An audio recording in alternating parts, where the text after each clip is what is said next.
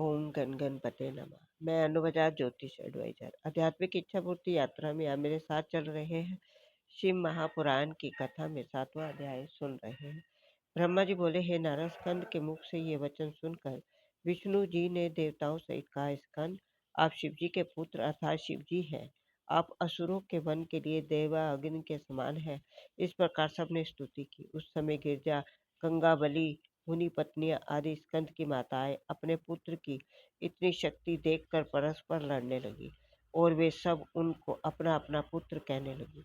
हे नारद, तब तुमने उन सबको जाकर समझाया। शिव जी की इच्छा अनुसार स्कंद के जन्म का ठीक ठीक वर्णन किया। कहा कि शिव जी एवं गिरजा के पुत्र हैं। इन्होंने देवताओं के मन्नतों को पूर्ण करने के लिए अवतार लिया है। यह सुनकर गिरजा के शिवाय अत्यंत दुखी हुए। तब स्कंद की प्रसन्न होकर गंगा से कहा, "हे माता, तुम तो संसार की माता हो, शिव जी की स्त्री हो, अस्तु मैं तुम्हारा पुत्र सदैव कहलाऊंगा।" उसी प्रकार स्कंद ने सबको समझा दिया। तत्पश्चात स्कंद ने विष्णु और तथा ब्रह्मा जी से कहा, हम देवताओं का क्षण भर में नाश कर देंगे, तुम लोग किसी प्रकार की चिंता मत करो। हम दैत्यों का क्षण भर में नाश कर देंगे, तुम किसी प्रकार की चिंता मत करो। तुम सब लोग तत्पर होकर शिव जी की सेवा करो। जो भी कार्य उत्सव करो, उसमें प्रसन्न होकर शिव जी की जय जयकार करो। यह आज्ञा पाकर स्वस्थ देवता आदि एक साथ शिव जी की जय जयकार करने लगे। हे नारद, इसके पश्चात स्वस्थ देवता आदि सेना आदि सुसज्जित होकर स्कंद के साथ चले। शिव जी गिरजा गणों के साथ कैलाश को चले गए। उस समय तारक ने यह सुनकर बड़ा देवताओं से उपाय परिणाम जान बड़े क्रोध से देवताओं पर आक्रमण किया। उनका सामना करने के लिए चतुरंगिनी सेना सजाकर करोड़ों सैनिकों को अपने साथ चला। उस समय युद्ध के बाजे बजने लगे। हे नारद, उस समय तुमने तारक के पास जाकर ये कहा कि हे असुरराज, अब तुम्हारे लिए बड़ी विपत्ति आ पहुंची, क्योंकि देवता आदि ने शिव जी की सेवा में भक्ति करके तुम्हें मार डालने का उपाय किया।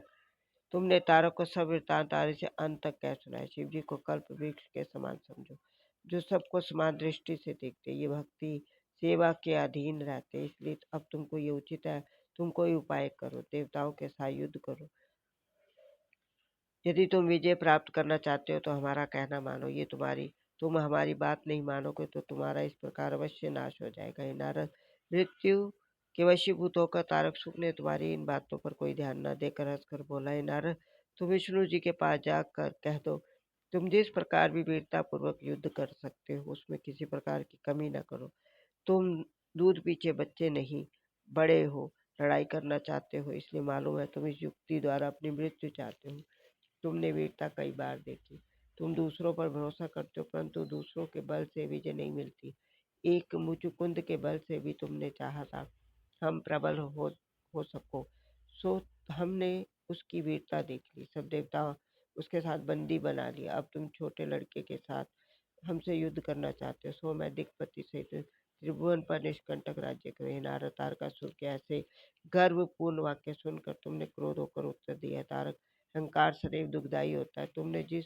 मुचुकुंद तुमने जिस मुचुकुंद का वर्णन किया वह शिव जी का परम भक्त है। शिव जी उसके सहायक है। जिसके ऊपर शिव जी कृपा करते हैं वह देवताओं, मुनीश्वरों तथा मनुष्यों से अधिक शक्तिशाली होता है। तुम जिसको दूध पीता बालक समझते हो वह तो प्रलयकारी शिव का ही रूप है।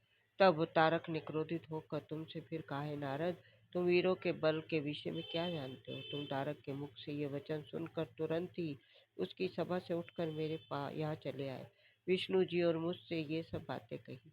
तुमने ये भी कहा कि यह बालक तारकासुर पर अवश्य विजय प्राप्त करेगा, तथा मेरा ये वचन है कि शिव जी का ये लड़का तीनों लोकों में निर्भय। हे नारद, तुमने ये वचन को सुनकर हमसे अत्यंत प्रसन्न हुए। युद्ध की इच्छा से शिव जी का ध्यान कर उठ खड़े हुए। स्कंद को सेनापति बनाकर इंद्र के हाथी पर चढ़ाया। सब लोकपाल एकत्र हो बाजे बजने लगे, नृत्य गायन होने लगे। स्कंद इंद्र को हाथी सौंप कर विमान पर सवार हुए। तब चारों ओर से शिव जी के पुत्र की जय जयकार हुई।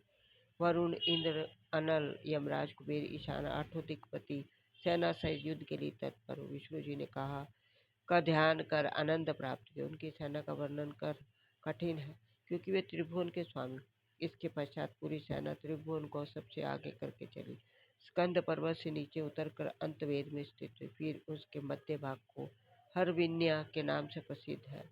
युद्ध स्थल निश्चित कर तारकसुर को युद्ध का संदेश भेजा गया। शिव महापुराण की कथा का आगे का आनंद लेने के लिए आप मेरा अगला वीडियो देखिए। ओम नमः शिवाय।